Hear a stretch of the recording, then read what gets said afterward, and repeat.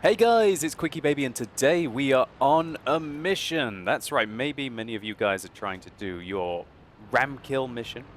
I've managed to do the first two quite successfully, and so that is why I'm playing the KV-5 in this game. I can think of no better vehicle, really, to secure a ram kill for a heavy tank. Of course, there are other vehicles that I would rather ram in, such as the E50 and the E50M. Fantastic frontally armored tanks, high speed, high weight, able to do some serious punishment.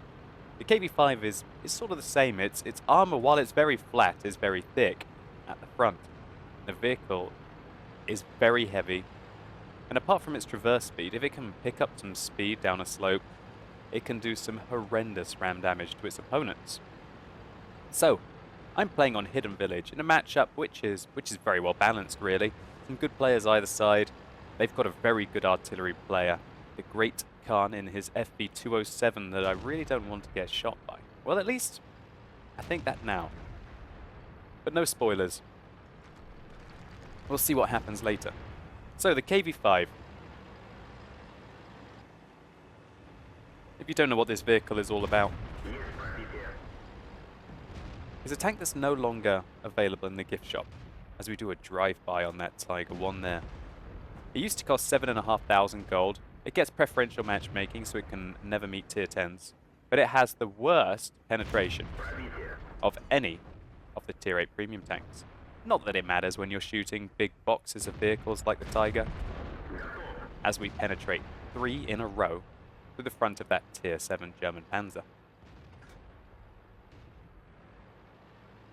Penetration on this tank is 167. That's barely enough to go through the front of this Tiger 2. Even the lower plate, I'd have to connect in the lower plate flush. But when he turns his turret to the side to try and deal with the ELC AMX that he believes was going to flank him, he does expose the side of his turret armor to us, which allows us to go through it. Then we fire clutch into the back of the T-28. Didn't want to give him too much time, because we were sticking out the whole of the front of our tank, meaning an easy track damage for him, or he can shoot our radio man.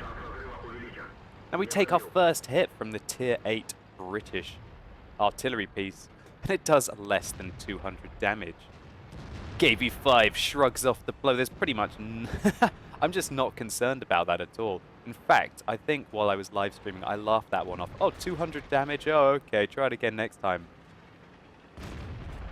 We try and fire a shot into the side of the T-28 prototype there, but it was pretty much useless. Now you see me reload an APCR round. I thought I was going to have to go through the front of the Tiger 2 there, but even the APCR rounds on this tank have only got 219mm of penetration. Now that's a hell of a lot better than 267, which is why I take quite a few of these rounds in this vehicle, because otherwise you really can't compete with most tier 8s and tier 9s, and even some tier 7s frontally. This AMX 1375 gets a little too confident, and we plow one into him, taking his tracks off as well. We take a couple more artillery shells, but the very thick armor on the KV-5 absorbs it well, and we still have about 2/3 of our hit points remaining. Now we put one into the Panther. I was hoping to track him there and reload with our standard ammunition. The frontal armor on the Panther is not very good. And you can see that the rate of fire on the KV-5 is actually rather nice. I do like the rate of fire on this tank. While its alpha damage may only be 300 with this 107mm gun, and this is a gun that is on a tier 6 heavy tank. I believe this is the same gun that's on the T-150. So that puts it into perspective a little bit. It kind of does okay still. We've got an IS-3 against us now. I preload an APCR round, and I try and side scrape out. Now the idea is here that I'm giving him the back of my tank. Luckily, however, he comes around the corner and exposes his track to us. Manages to penetrate his shell, but we blow his gleaming head off. Oh my word. Taking the turret of his tank clean off his hull as we drive by him. That is a very satisfying feeling. The FV 304 with its terrible range, has to come really close to us to try and connect some shells. But we kill him on the move as we drive by again. Now this game, even though I picked up 4 kills and done 3,200 damage, is still very close indeed. So we haven't ram killed anything yet. So I think you see what is coming. We spot the FB-207. Fire one into the move. Somehow we track him. And right now I'm thinking one thing. Ram, kill, ram, kill, ram, kill. We damaged the FB-207. He's still staying in place. His track isn't repaired yet. I think his track goes up. Right now, he tries to move a little bit, but it's too late for him. We bag him. Now we've got to deal with this Hummel. We put one into the top of his tank, but we roll low, meaning that he can come around the corner and... Oh no! Puts in another 350 damage into us. But it's too late. We managed to kill all 3 of the artillery, securing a top gun and putting ourselves in a very good position. And so right now what I'm thinking is that maybe I don't want to go and mess around with this T-34. The T-34 simply outclasses a KV-5. If he goes hull down, I can't penetrate him. Even if I fire APCR rounds, I'll be very lucky to be able to get the shot in. We saw that he entered the cap circle there for a very short period of time. And as our KV-4 takes out the AMX M4 on the enemy team, I pretty much now know that I'm completely safe. There's no way that the T-34 can come to me. Now, in theory, I could leave the cap circle and go after this T-34, but really, what is in it for me? It would be complete risk for the opportunity of maybe just securing one more kill. As we can see here, it was heavy tank mission 9 that we were on, a crushing blow, destroy an enemy vehicle by ramming, survive the ramming attack of the enemy, and frankly, the secondary condition is win the battle. So I'm not going to take any risks. I'm simply going to cap this one out. And it would be ridiculously foolish of me to leave the cap circle right now. As I said, the T-34 could just go hull down. And really, the KV-5 is just a big, flat meat shield. And the 120mm gun on the T-34 would have absolutely no problems being able to go through it. And so we finish this game off, securing the cap on the enemy base. So what a game here. We managed to create a graveyard in the enemy base out of their artillery, securing our heavy tank mission 9 for the set for the T-28 HTC. But maybe you're thinking, well, I don't have the KV-5. What other vehicles can I ram in? And let's see how we did, ironically, on Hidden Village again in an AMX 50B. So here I am playing in my AMX 50B, and we are about to have a lot of trouble. A full health enemy Waffenträger Alpha E100 and a Centurion 7-1 are simply gunning for me. Let's see how I can get myself out of this situation. So I spot the Waffenträger Alpha E100, track him up in the air once, he repairs his tracks, and we instantly retrack him. Now, I could fire right now, but I don't want to. I'm going to wait for him to repair his tracks with his crew again. Because if he comes over the ridge, I'm dead.